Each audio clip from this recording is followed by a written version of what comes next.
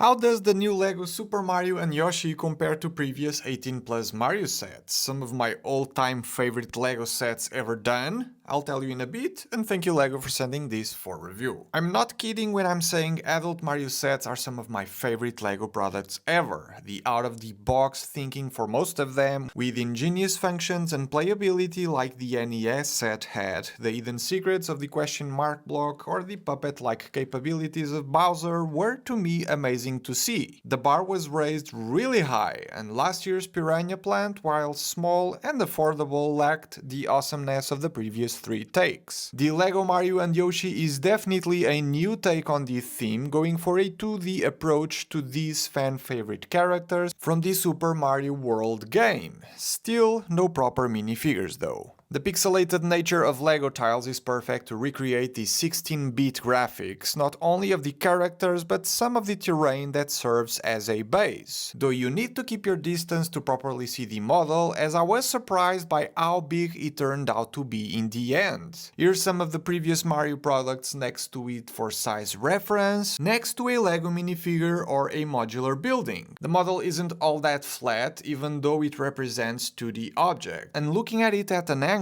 you can kinda see that there's different layers to the whole thing. But there's a purpose to that, revealed by this crank that's begging to be turned. Doing it will animate the entire model as if Mario and Yoshi were running around just like they did in the original game for the Super Nintendo, which is crazy. There's so many different motions and layers of movement working in sync, the characters go up and down, Yoshi's legs and arms swing back and forth, Mario's cape is waving and Yoshi's head goes back and forth as well. And all of that with the use of a single crank, mind you. That's amazing, right? I for one am blown away by the craftsmanship here. And while most of it can be done thanks to my least favorite LEGO system of all time, Technic, the mechanisms that make it all work are so incredibly simple that it doesn't even feel that out of reach to trying and doing something like it on my own for similar concepts. Due to all of that, the back, as you could probably imagine, isn't that great looking. And yet I'm also fascinated by it and the ability to see how it all comes together and how the mechanisms work, mainly with the use of these Technic link pieces. Yoshi's back and forth head movement is done slightly differently with the use of a LEGO rubber band that pulls the head in towards the main model, and looking closely at this section ends up revealing another play feature of this set. From the back, it might be hard to tell what's happening, but looking from the front we can see Yoshi throwing out his tongue for the purpose of eating berries as he did in-game. I also found that the way Mario's cape is attached to the model can easily be disconnected if you'd like to display the model without it, or if you think he isn't quite ready for the cape feather upgrade. Just wow. But wait, there's more! The Piranha Plant set last year broke the rules, but every other 18 plus Mario product had a barcode that triggered something special when scanned by one of the 3 playable Mario characters from the playsets. And that is also true here. There's a small platform to the left that you can swing out, and upon placing Mario on top of it,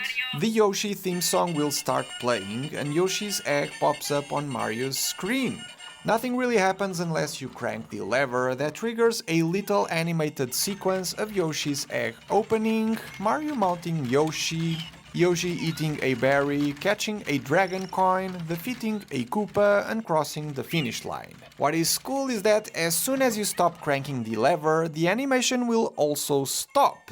And that's due to the fact that the Mario playable character isn't picking up any sound or vibration, which shows some clever thinking on LEGO's end. That also means you can fool the system just by tapping the table or making noise around the character to trigger the animation, which is a cool hack. I was hoping for different animations on screen when using Peach or Luigi on the scannable code, but that's actually not the case, as only the regular animation will play out. As a model you display on a shelf, this one isn't one of the best ones at it, if I'm being honest. Bowser or even the Piranha Plant do a lot better job in that regard. But nostalgia will play a huge factor in purchasing decisions for this one, especially if people play the game back in the day or are somehow connected to these characters. For me though, building a set plays a huge role in whether or not I personally like it, regardless of its IP and looks. And I'm happy to say that this one was fun as hell to do, because as you're building the functions, the complexity of movements keeps increasing, layer after layer. And there's nothing stopping you from testing it as you build along, where you'll start with a simple up and down motion, then start adding the legs that go back and forth, then the arm, and you see where I'm going. It's not a set with crazy building techniques and smart brick uses, which is usually my favorite kind. But it's a set that offers a level of interaction and play and fun as you build it that very few sets out of hundreds I've built over the years have offered to me in the past. Trust me. At over 1,200 pieces and a price of $130, my wildly unpopular view of judging part of a set's worth by its price per piece ratio brings this one a little bit above the 10 cents a piece threshold of what I usually think is fair. I would not think twice about buying it with a discount or a double insiders points event from LEGO, but even at $130 this thing offers a lot more value than other products with similar prices and piece counts. So, if it wasn't clear by now, I love this one. The LEGO Super Mario theme presented us once again with something that clearly stands out in an adult portfolio filled with cars, houses and spaceships that is fun to build, fun to play with and makes me look forward to what's to come next year. It would mean the world if you support the channel by liking the video, subscribing or buying LEGO using the links below, and I'll see you all in the next one.